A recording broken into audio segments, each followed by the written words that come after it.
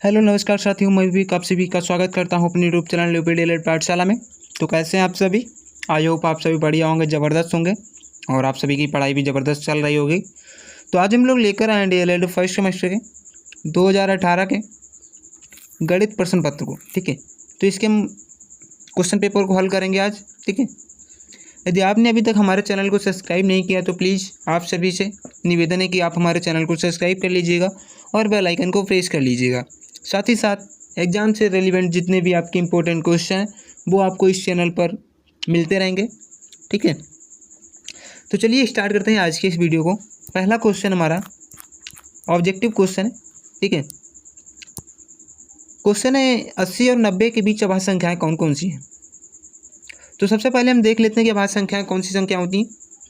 तो अभाज्य संख्याएँ ऐसी संख्याएँ होती हैं जो एक व खुद के अलावा और किसी संख्या से नहीं कटती, अभाज्य संख्या कहलाती है। जैसे कि 2 हमारी सबसे छोटी अभाज्य संख्या है, 3 है, 5 है, ये क्या है? ऐसी संख्या है जो एक व खुद के अलावा और किसी नंबर से नहीं कटेंगी। ठीक है, तो देखते हैं, हमसे पूछा गया 80 और 90 के बीच अभाज्य संख्या कौन कौन सी है। तो 81, पहला ऑप्शन हमारा 81 और 83। तो 81 को यदि हम 3 से काटेंगे तो ये कट जाएगी। ठीक है, 27 3 81, तो हमारी क्या, पहला ऑप्शन तो गलत हो जाएगा। ठीक है, फिर 83 और 87, 83 और 87, 87 को यदि हम 3 से काटेंगे तो ये भी डिविजिबल है, 3 से डिविजिबल है 87। ठीक है, तो ये भी नहीं होगा। फिर 81 और 89, 81 को यदि हम 3 से काटेंगे, 3 दूना 6, 3 7 21। ठीक है, तो ये भी डिविजिबल है, तो इसका आंसर ये भी नहीं होगा। और हमारा जो फोर्थ ऑप्शन है वो 83 और 89, ये ऐसी संख्याएँ जो खुद के अलावा और किसी नंबर से नहीं कटेंगी। ठीक है, तो इसका जो राइट आंसर हो जाएगा वो जाएगा ऑप्शन नंबर डी सी हो जाएगा। ठीक है, 83 एंड 89। अगला क्वेश्चन है 90 अंश के कोण को कहते हैं। तो 90 अंश के कोण को क्या बोलते हैं? न्यून कोण, समकोण, अधिक कोण, सरल कोण। तो इसका जो राइट आंसर हो जाएगा वो जाएगा ऑप्शन नंबर बी सी हो जाएगा, समकोण। 90 अंश के कोण को क्या कहते हैं? समकोण बोलते हैं। न्यून कोण क्या होता है? 90 से कम कोण होता है। और अधिक कोण क्या होता है? 90 से अधिक कोण होता है। ठीक है, अगला क्वेश्चन है वृत्त के किन्हीं 2 बिंदुओं को मिलाने वाली रेखाखंड को क्या कहते हैं? तो क्या कहते हैं, देखते हैं। परिधि, चाप, त्रिज्या, जीवा। तो इसका जो राइट आंसर हो जाएगा वो जाएगा ऑप्शन नंबर बी से हो जाएगा, जीवा। ठीक है, जैसे एक वृत्त है। ठीक है, तो इसका चाप क्या होगा या त्रिज्या? सबसे पहले हम देखते हैं त्रिज्या। ये मान लीजिए मैं बिंदु ओ है केंद्र। ठीक है, तो ये क्या हो जाएगी? ये त्रिज्या हो जाएगी। और चाप क्या होता है? जैसे कि एक त्रिज्यखंड है तो ये क्या है? ये चाप है। ठीक है, ये क्या है? चाप है। और क्या पूछ रहा हमसे? परिधि। तो परिधि पूरी हो गई। ठीक है, परिधि हो गई।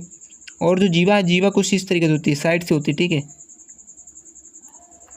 ठीक है, ये जीवा हो गई। तो इसका जो राइट आंसर हो जाएगा वो जाएगा ऑप्शन नंबर बी सी हो जाएगा।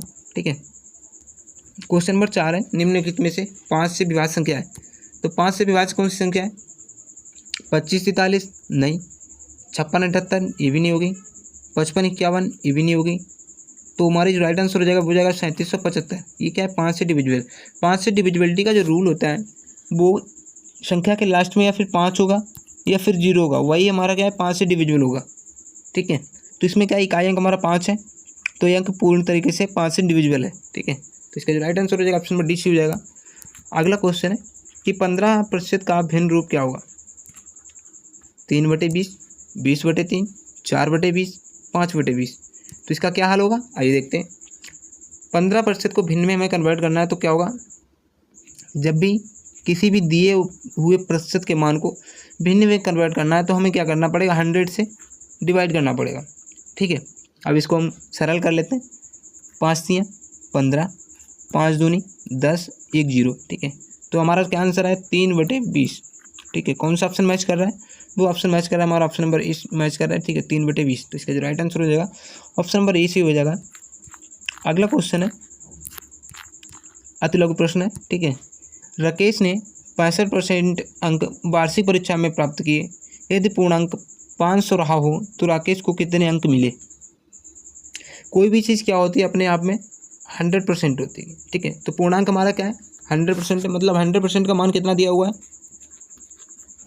500 दिया हुआ है। ठीक है, हमसे क्या पूछ रहा है, 65% का मान पूछ रहा है। ठीक है, तो 65% का मान निकाल लेते हैं हम लोग।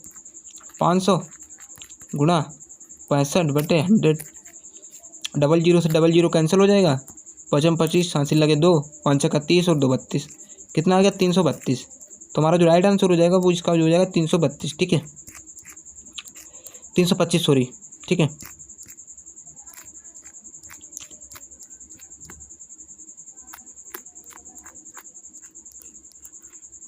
अगला क्वेश्चन है समीकरण 3x - 5 बराबर x + 3 को हल कीजिए। तो समीकरण 3x - 5 इक्वल x + 3 है। तो जितने भी हमारे x वाले पद हैं इनको एक साइड कर लेते हैं, जैसे कि 3x है और इधर प्लस का x है तो इधर आएगा माइनस का x हो जाएगा। ठीक है, तो 3x - x इक्वल 3 और इधर माइनस का 5 है तो इधर जाएगा 75 पे, तो क्या हो जाएगा प्लस का 5 हो जाएगा। ठीक है, तो यहाँ पे 2x हो जाएगा और यहाँ पे 8 हो जाएगा। ठीक है, तो x बराबर जो आएगा वो आएगा 4 निकल के आ जाएगा। ठीक है, इसका जो राइट आंसर हो जाएगा वो हो जाएगा 4। ठीक है, अगला क्वेश्चन है यदि किसी वर्ग की एक भुजा 6 सेंटीमीटर है तो उसका क्षेत्रफल क्या होगा। जो वर्ग का क्षेत्रफल होता है वो हमारा क्या फार्मूला होता है, भुजा स्क्वायर होता है। ठीक है, मान लिया मैंने भुजा a बराबर 6 मान लिया। ठीक है, जो क्षेत्रफल हो जाएगा वो क्या होगा, भुजा स्क्वायर होता है। ठीक है, तो ए स्क्वायर का हमसे मान पूछ रहा है तो कितना हो जाएगा 6 गुणा 6। ठीक है, कितना मान निकल के आ जाएगा 36। ठीक है, ये तो हमारा हो गया वर्ग का क्षेत्रफल। ठीक है, एरिया हो गया ए।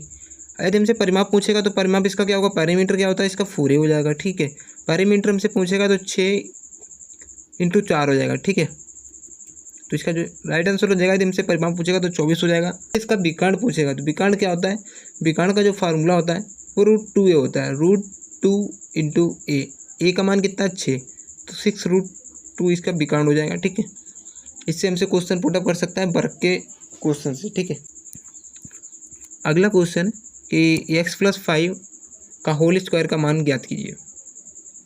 तो x + 5 का होल स्क्वायर का मान ज्ञात करने के लिए इसका जो फार्मूला होता है वो क्या होता है, a + b का whole square, a² + b² + 2ab होता है। ठीक है, तो हम इसको फार्मूले को यहीं पे सेट करेंगे, x², ठीक है, + b² और + 2ab, 2a × b, x² + 25 और + 10x, इसका राइट आंसर हो जाएगा। ठीक है, अगला क्वेश्चन है पटरी और प्रकार की सहायता से 60 अंश के कोण बनाइए।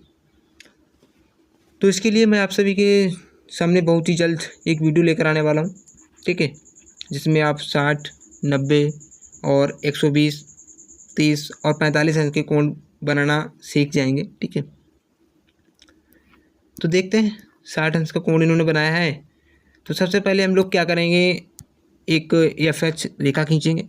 ठीक है, FH रेखा खींचने के बाद एक प्रकार में निश्चित दूरी भरकर रेखा FH पर एक कट मारेंगे या फिर लाइन खींचेंगे, फिर उस जो कि बिंदु G पर काटेगा। ठीक है, फिर बिंदु G को केंद्र मानकर एक चाप लगाएंगे। ठीक है,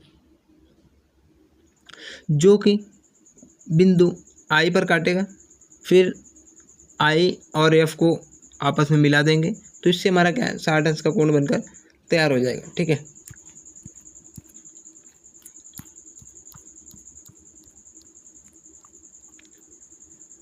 अगला क्वेश्चन है संख्याओं 13, 39 और 273 के मासा ज्ञात कीजिए। तो मासा ज्ञात करने के लिए आपको क्या करना पड़ेगा कि सबसे पहले आप 13 के 39 के फैक्टर कर लीजिएगा। ठीक है, 13 × 3 = 39 हो गया, फिर 13 × 1 = 13 हो गया, फिर 273 के में फैक्टर करने तो कितने हो गए 7 × 3 = 21 और 21 13 के मल्टीप्लाई करेंगे 273 हो जाएगा। ठीक है, अब हमें देखना है कि इन सब में कॉमन क्या है, तो इन सब में कॉमन क्या है 13। ठीक है, तो इसका जो राइट आंसर हो जाएगा वो 13 हो जाएगा। ठीक है, या फिर आप इस तरीके से भी निकाल सकते हैं जैसे 13 है। ठीक है, सबसे पहले आप 39 में भाग दीजिएगा, 13 × 3 = 39। ठीक है, ये कट गया पूरा।